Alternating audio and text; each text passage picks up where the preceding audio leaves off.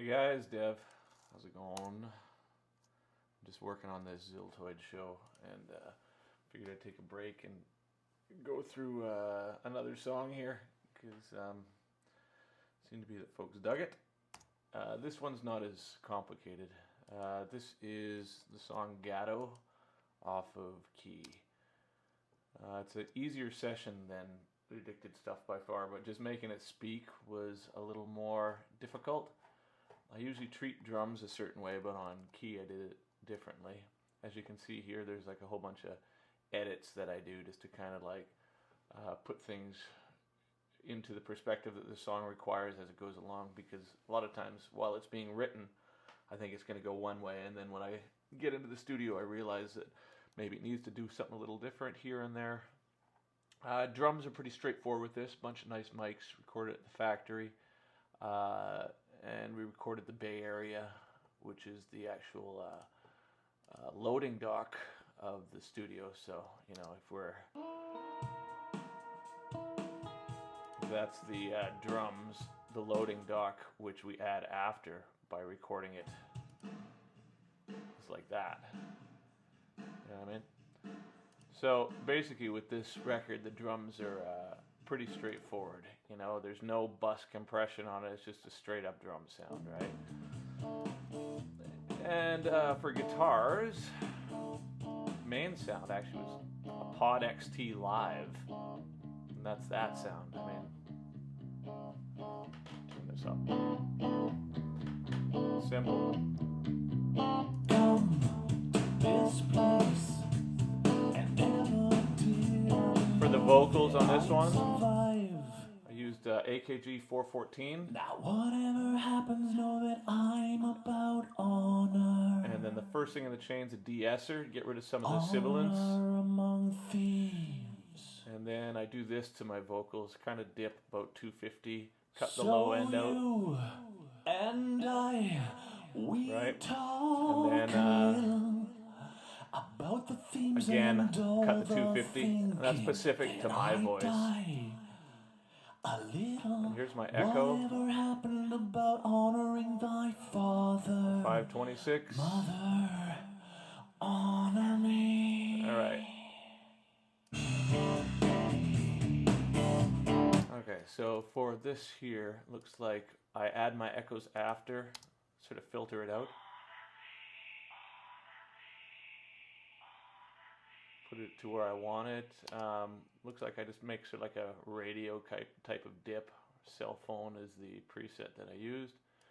And I use a mono reverb for that echo, just so it doesn't take up too much space too soon in the song. And let's see what else we got going on with this song. The Amen before, I think that's a stereo reverb.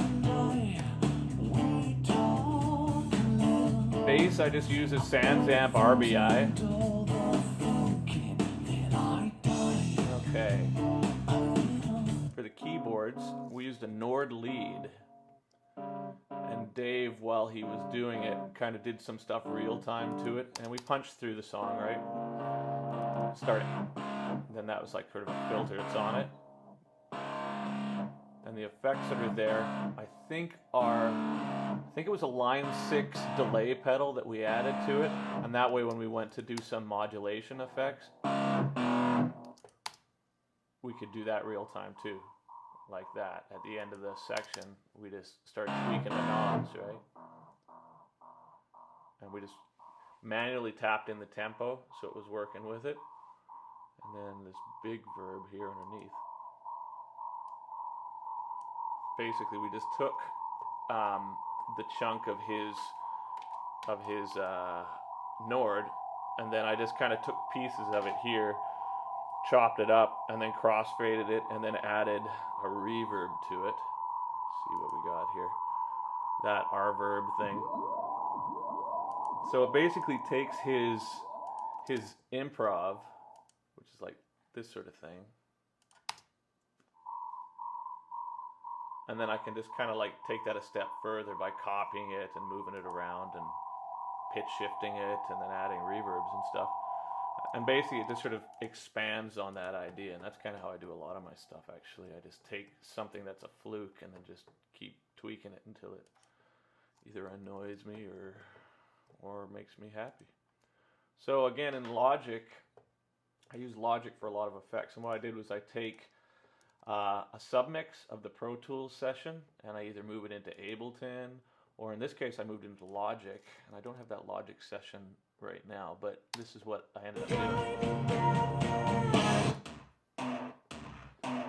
And I just kind of jammed along in Logic,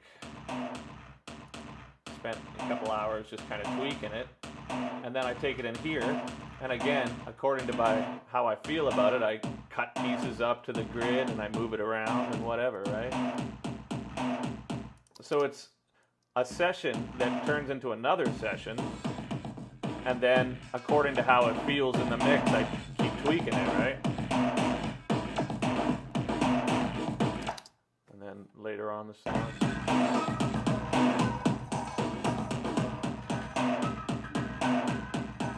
So that's the Logic stuff. So it's a completely different session. And then when I finished in Logic, I export it 2448 back into the Pro Tools session. And then when it comes together, it's like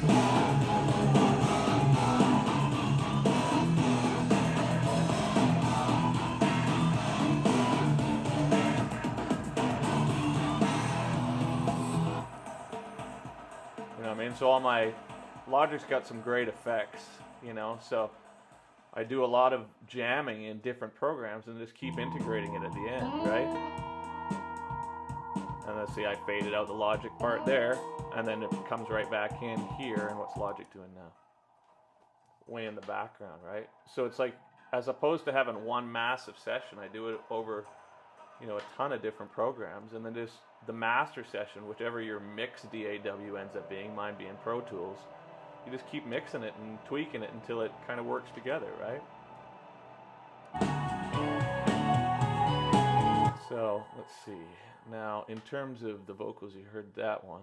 So I doubled the vocals for my accentuated parts, for example.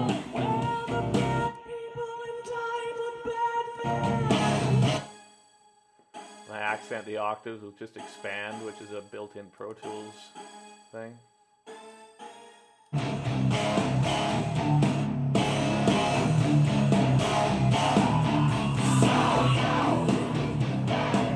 Now you'll hear in the background there's this thing, and I remember just hearing it in my head, this like do do do do do do do do do do do, like this sort of crescendoing thing. And so basically, I think what I did is I plugged a microphone into a wah pedal, and I did it in time, and then I cut it to the grid, and then did my crescendo manually, and this is what ended up sounding like.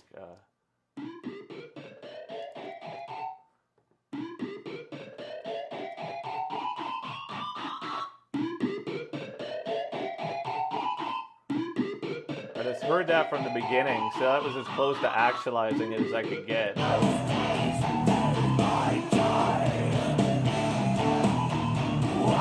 I added this sample from a movie to accentuate that crescendo.